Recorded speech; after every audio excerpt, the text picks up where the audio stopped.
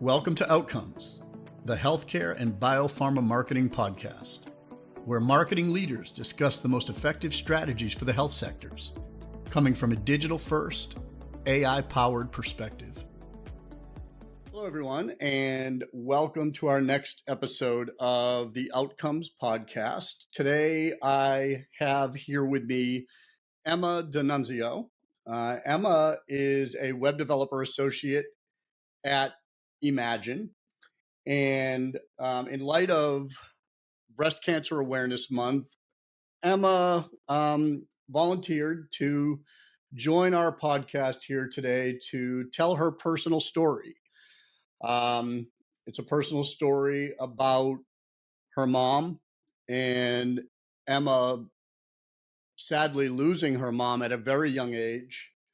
And we're going to talk about that. We want to hear Emma's story, but we also are going to discuss what that has meant to Emma from a healthcare awareness management standpoint. We're going to talk about education and the things that she's had to learn and experience that most people at her age might not be thinking about, let alone be acting on. And we usually don't talk about ages much here, but I think it's relevant here today. Emma's 21 years old. Started here at Imagine as an intern. I think you were 19, right? Yeah, I was. So that's a really interesting story in itself. Emma, let's just turn this over to you, and why don't you just share your story? Yeah, like he said, my name is Emma DeNunzio. I have been affected directly by breast cancer, and I am here to tell my story, and I am here to hopefully inspire you to involve my story in your own life, whether it's with breast cancer checks or somebody you know who is my age. But yeah, my mom passed away from triple negative breast cancer in 2009. So I was 7 years old, and she was 36 years old when she passed away. And triple negative breast cancer is a very aggressive form of breast cancer. Uh, it's aggressive not only to the specific area, but it spreads. So she had a very long journey, I would say, for the short amount of time that she had it for. Some people fight breast cancer or cancers in general for years and years and years and years. Hers was roughly, I would say, 3 years on and off before she kind of lost the battle. And that was after biopsies, that was after double mastectomies, that was after the full radiation, chemotherapy, and everything. So yeah, I do have tiny little memories of her, but the ones that I do have aren't necessarily the brightest. But yeah.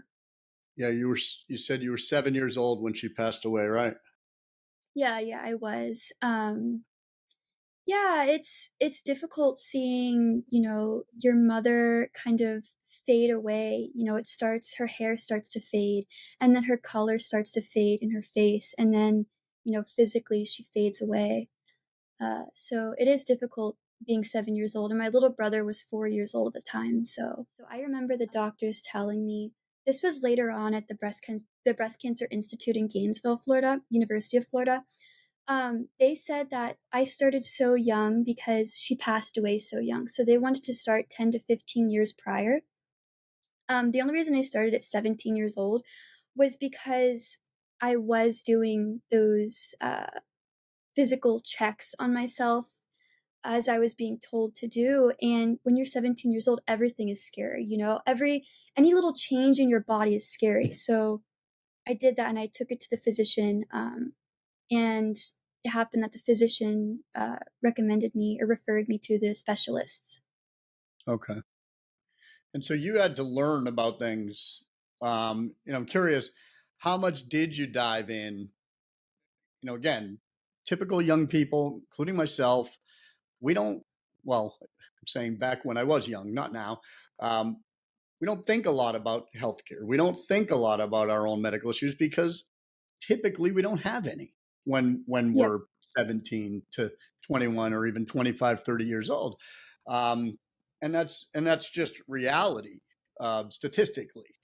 But you had to educate yourself more than the typical person would. And so tell me a little bit about that. How did you do it? What did you have to learn? How important has that been to you? And do you continue to educate yourself on these issues?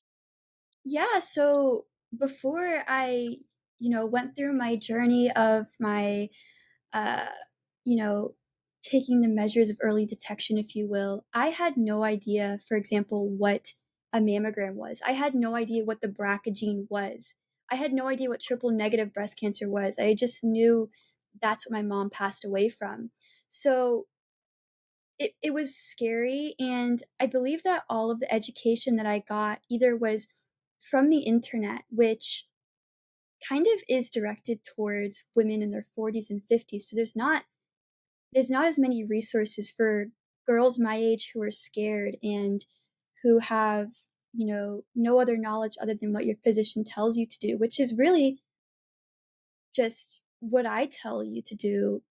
Do your checks, go to your physician, keep a healthy lifestyle. But other than that, there wasn't that much. So I feel like my entire learning process came down to just living through it, step by step, uh, whether it was doing the manual checks, going to my physician, going to the radiologist, and then it's ended with doing the blood work for the BRCA gene. But it was very scary, and it wasn't a day's process. It was, months on end. And I think it's important that I'm able to tell my story so other people don't avoid doing that, if that makes sense. Yeah. Well, it does. And I mean, we all know that I think the unfortunate reality of the healthcare industry is that it is largely data driven, numbers driven, money driven.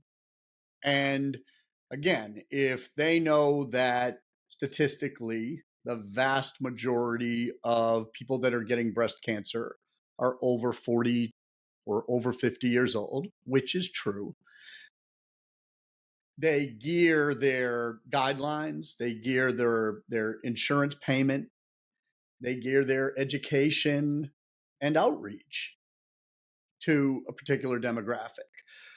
But I'm sure that you would say that as a young woman who lost a parent to breast cancer, who was also at a young age, that it would be nice if you had some outreach and education and materials that were really geared toward you, not just you at 17 or 19 or 21 reading the materials that are for the 40 or 50 or 60-year olds, but education that's geared towards somebody who's young, has fears, has concerns, legitimate ones, um, and telling you how to manage that and handle that. And you probably didn't get a lot of that. Would that be accurate? It was mostly your Yeah, own, that's correct. yeah, proactive research where you had to find stuff. Yeah, that's right. And what I would say is it was very difficult for me to kind of begin that process because I felt like when I was starting, going to the physician and going to the radiologist, in a way, I was kind of speaking it into existence. You know, I was kind of validating, okay, this happened to my mom. So if I'm going through the same process that she's going through, it might happen to me. And that couldn't be further from the truth because I was kind of leading myself in the dark in the way, like you said, with very little resources for girls my age. It was kind of like I was a lone wolf, and I had nobody who could relate to me in a way. I Right. had nobody who could relate to me. So I was talking to older women who could relate to me because they had experienced that to themselves. Sure. Um, but other than, the brochures they hand out or the statistics that they give you, it was scary. So yeah, I do agree. I wish there were more resources because now after everything I've gone through, um, since I did test negative for the BRCA gene, uh, they still have me on high alert. So Yeah. every 2 years, I think for the rest of my life, and I'm sure it'll heighten once I get into my 40s and 50s, I have to go get a mammogram. And I'm 21 years old. And that's every Right. 2 years for the rest of my life because of what happened to my mom, with or without the BRCA gene. Um, Right. and I wish that it didn't take my mom passing away for them to take it seriously. Because if my mom didn't pass away at such a young age of breast cancer, I never would have gone through the process that I went through. I probably never would have done the self checks. Um, so yeah, it's not accessible for women my age. Right. And would I be right in assuming that, you going to those regular scheduled mammograms and manual checks and everything, that you're happy to do it, right? This is not something you begrudgingly do. You, like you said, you wish that more people who didn't have a mom who passed away probably had more access to diagnostics and or at least more Yeah, awareness, correct? yeah, and it is, it's in a way unfair, both sides. You know, it's unfair that my mom passed away and now that I'm experiencing this, and it's unfair that it takes a close person to pass away that is biologically related to you for them to take it seriously, whether it's your physicians or your health insurance companies, because my health insurance companies would not have um, paid for it had my physicians not written. um, I remember they wrote specifically, found an abnormal lump in, my chest at 17 years old. And that's how I went through that. And my physician was very, very concerned once I mentioned that my mom had triple negative breast cancer. It's kind of like I'm on high alert all of a sudden. Like, now we're going to take her seriously. And that's how I got pushed through with the health insurance. And, as far as the University of Florida Cancer Association, cancer specialists. But had it not been that red flag, everything would have been out of pocket. I never would have made it past a physician. It would have just kind of been like, yeah, just check yourself. And when you're 40 years old, yeah, you can start mammograms. Right. Um, Right. but yeah, it's very inaccessible, I would say, unless you have a reason. Um, Yeah, and you and I again, we were chatting the other day, and sounds like what you kind of balance is, of course you have fear. Okay, you have legitimate fear, but at the same time, would it be right to say that you also feel empowered? Empowered because you do have more information, you have educated yourself, you have been through it. Um, you're going through those tests as compared to, again, most of the public within a certain age bracket who are generally naive to things that they have not gone through. That it empowers you. Would that be a fairly accurate statement? yeah, and knowledge is power, and taking the proactive steps to detect, your risks of breast cancer, you are, like you said, empowering yourself and demonstrating self-care. And while you can stay in the dark and maybe you don't want to know your risks, you don't want to know, what age that you're most likely to get breast cancer, you are putting yourself at a risk by not doing that. And I feel that whenever I found out that I didn't have the BRCA gene, or after my entire process was complete, I felt a massive weight lift off of my shoulders. With if I had the BRCA gene or not, it's still very important that I went through that process, because with the BRCA gene, they recommend you do the double mastectomy. They recommend they treat you like you have, something uh, malicious. But yeah, I feel, like I can share my story with people, and I feel that I'm able to kind of live my life normally and not in fear now. And I'm just going to continue living a healthy lifestyle and, you know, continue my checks and go to my annual exams, or biannual, every 2 years. Yeah. Um, but yeah,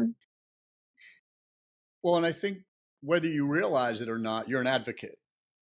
Um, patient advocacy is a huge thing and is tremendously helpful for so many people who need information, who need education, who need to hear from people who have lived it. And you've lived it through your mom's story, but also now through your own personal healthcare management again, and early detection and diagnostics and all of those things that you're having to live all the time. You are an advocate, and I think I don't know how much you're out there talking about this necessarily, but even being here today and you stepping forward and wanting to do this wasn't something I asked you to do. You volunteered because clearly you care about others hearing about this, to help them, to empower them, to educate them. And that's advocacy, whether you realize it or not, and whether you've ever used that word about yourself or not. Yeah, I really was excited to tell my story. At first, it was a very grim story. It affected me and my family, but I'm 21 years old now, and in a way, it's kind of my turn to step up. And it's my turn to, like you said, advocate not only for myself and my health, but for other girls my age, because it's not very often you hear girls my age talking about, they did their self checks or, oh, I went to my physician and I talked about my breast cancer health and all of this stuff. And I feel like it should be a conversation that should be had. It's not something that should be brushed under the rug. And especially if you know you have a family history.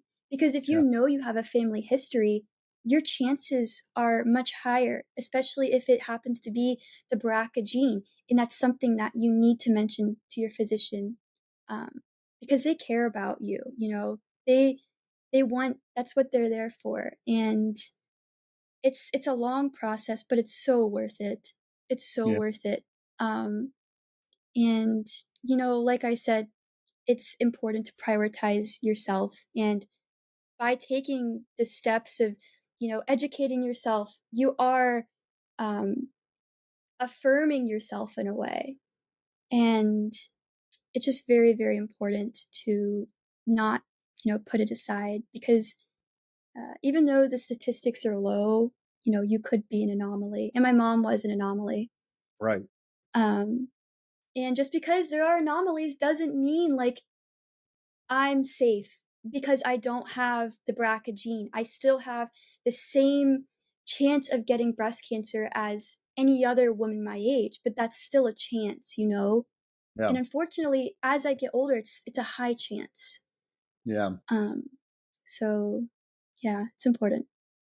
Yeah. And the anomaly, isn't going to change the guidelines, and therefore isn't going to change what tests insurance will pay for. However, the awareness, the advocacy, the education at least allows someone to be as proactive as they can.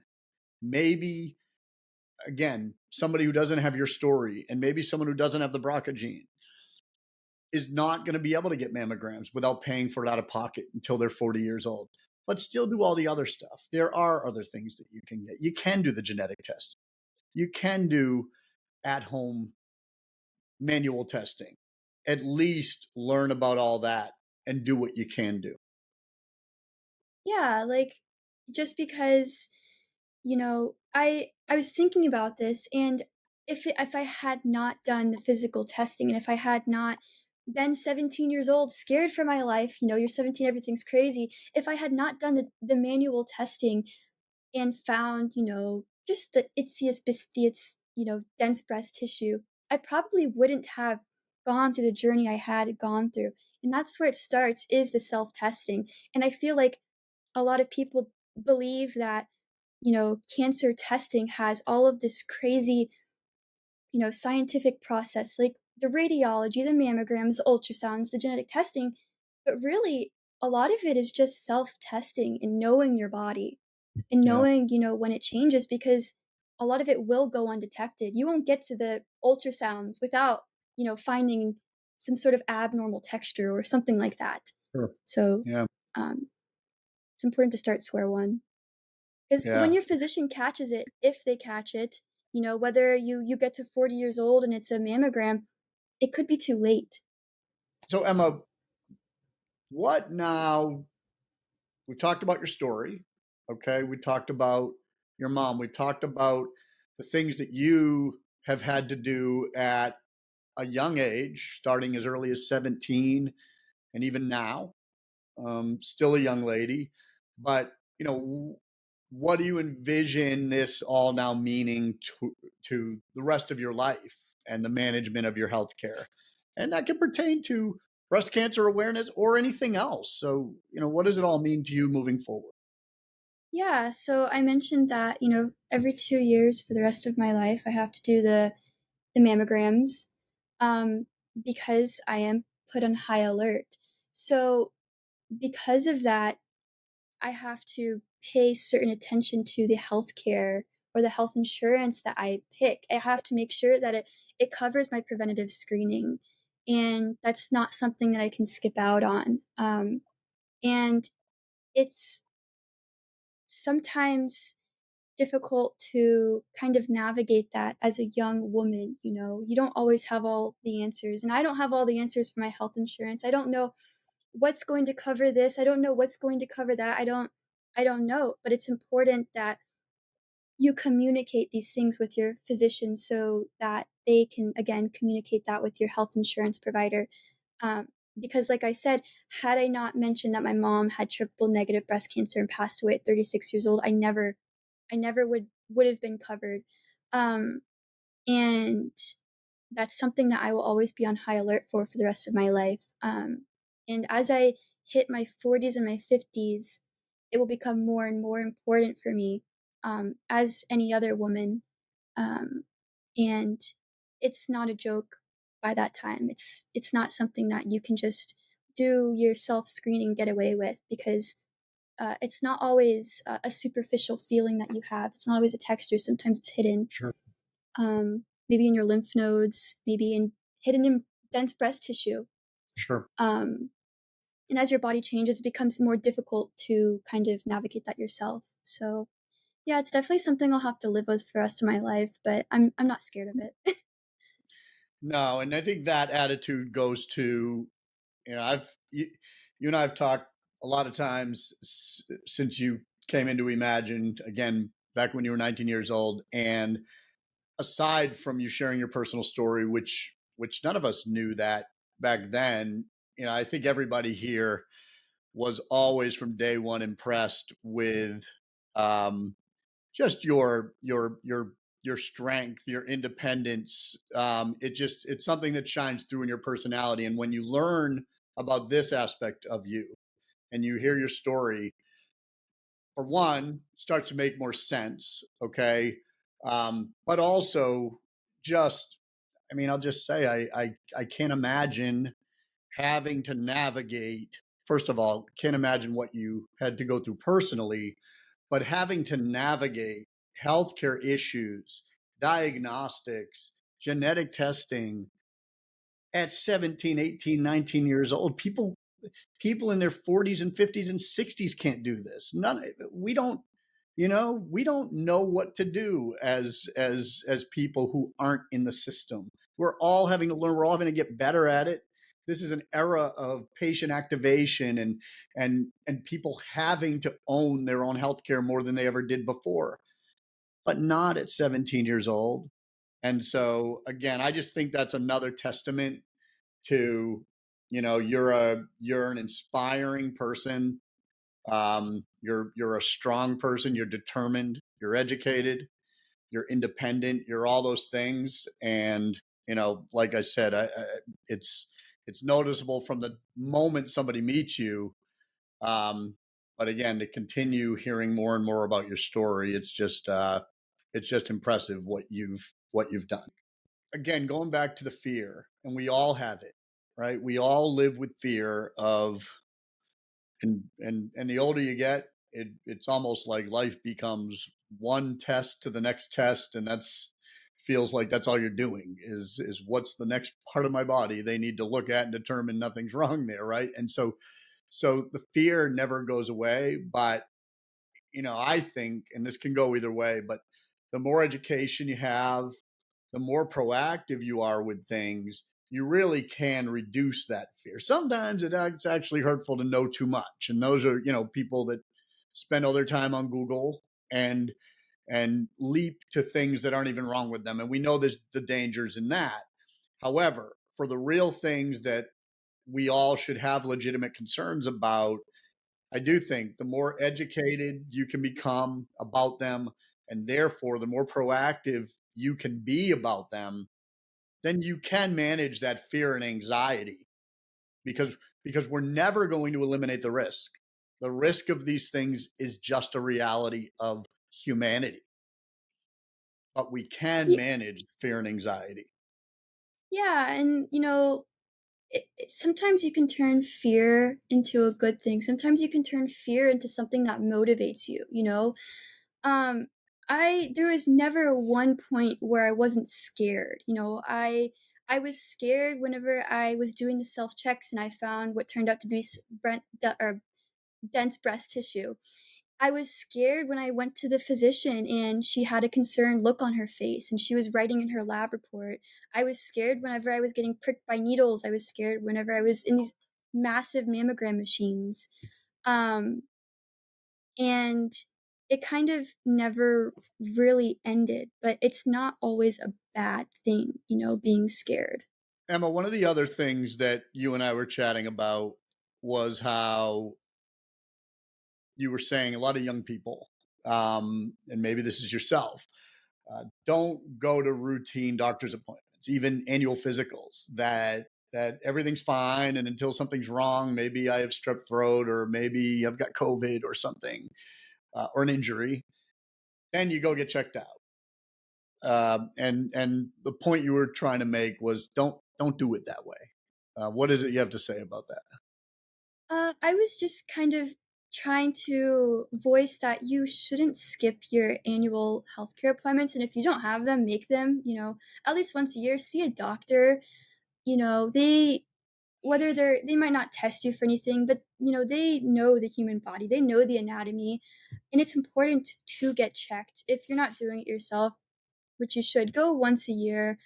Um, and like I said, voice your concerns with your family history because people my age, and I'm guilty of it. Like before this, I didn't go to the doctor except when I needed to. We had the only annual physicals we had was when we played sports. That's kind of a requirement.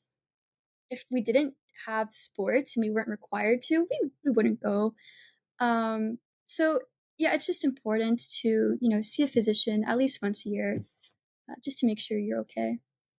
Yeah, agreed. So Emma, I really appreciate you sharing your story today. This has been really great and impactful.